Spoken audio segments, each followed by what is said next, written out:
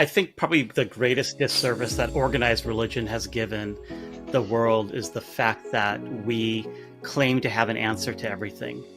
Part of this is kind of, it's kind of the Newtonian understanding where it's, Newton's laws, where there's always going to be an answer if there's a process, right? So A goes to B to C to D to E to F, and that's kind of how I think modern Christianity has kind of come out of, especially because of kind of the Anglo-Saxon influence that we've had.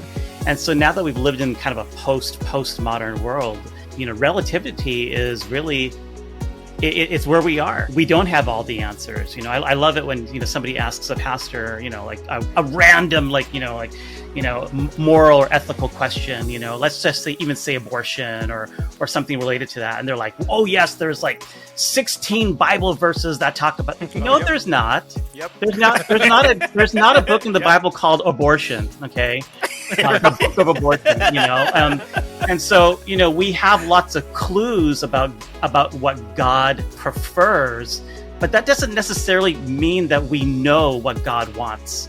And so there are some very distinctive things. Like, we know God doesn't want murder. I mean, he says that, right? He knows that he doesn't want you to steal and be a jerk and take somebody else's spouse. Like, there's some basic laws that God gave us to govern. But there's so many other things in the world that we don't know. And Christianity in particular, and organized religion, claims to have a hold on knowing the answer to everything. And I think in the world that we live in today, that's probably the greatest disservice and injustice that we've given the world, is to claim that we have the answers instead of just saying, I don't know, let's figure this out together.